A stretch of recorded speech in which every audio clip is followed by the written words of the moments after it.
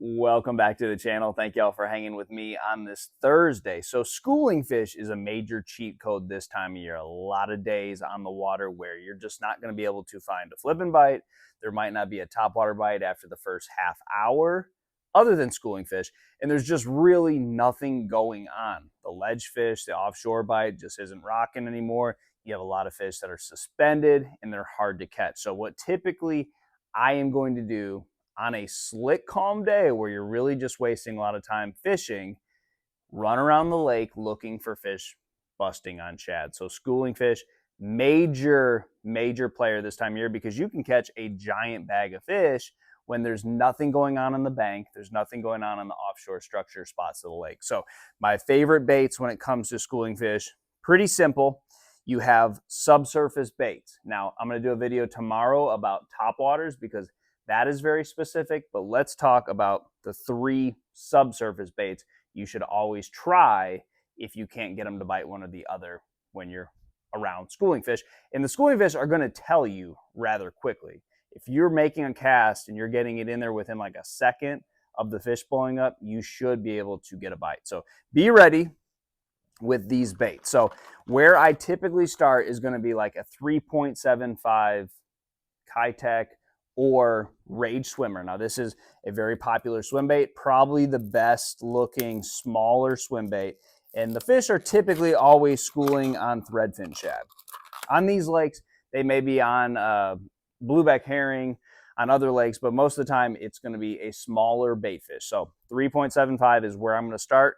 1/4 ounce jig head, 15-pound test fluorocarbon, very simple. Now, this may be too much, believe it or not. So we may have to go down to a 2.8 Kitech. So much smaller. And basically, I start at 15-pound test, like I said, and I will go as small as 6. Now, hopefully, it doesn't have to get there, but one end of the spectrum, 15-pound fluorocarbon, 1/4 ounce jig head, and a 3.75, and we'll go all the way down to a 2.8. And you can, believe it or not, throw this on 6-pound test. And I'll still throw it on a bait caster as long as I'm not throwing it in wind. And typically this is a slick, calm, no wind type of fishing. I will throw this little 2.8 on 6-pound test. I've seen this matter on Smith Lake, other lakes I've been to where you can't get them to bite anything else. So go down in line size if you cannot get them to bite the bigger bait. Start here with 15, go to 12.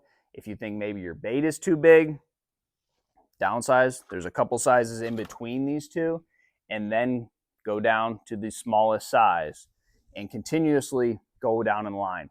10, 8, drop down to 6. You're fishing for these fish in open water. So as long as you're not around like grass beds or anything, 6-pound test is fine. You're not gonna have any problem landing them on 6-pound. Now, I have also witnessed where they will not touch a swim bait.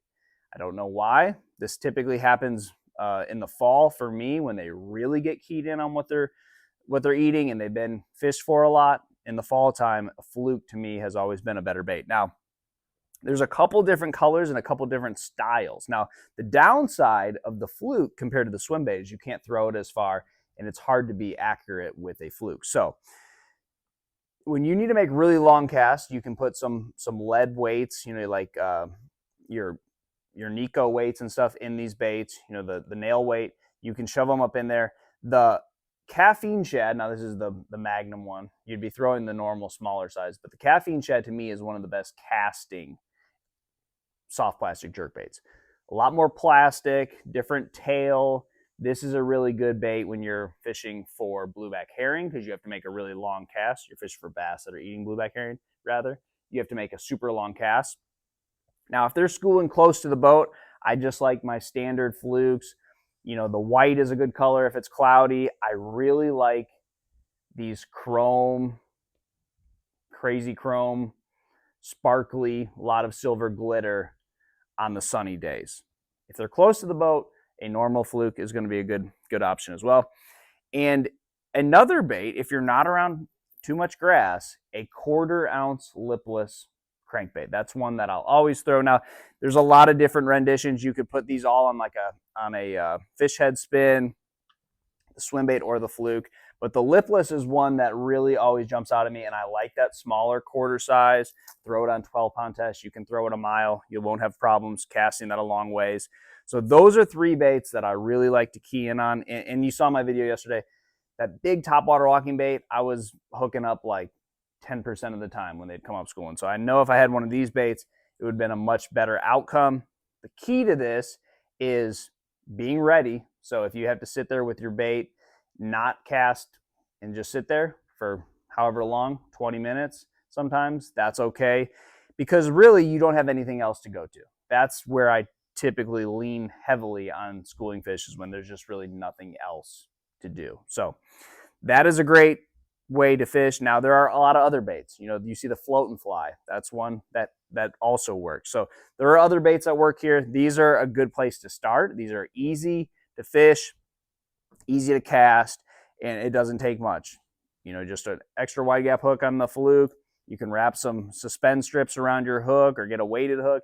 You need to make a longer cast. A jig head. There's a couple other fancy ways to rig the swim bait if they're not biting the one with the jig head. Easy. Always should give it a try. Go down to different sizes. Try that. Good luck to you, and I'll see you on the water.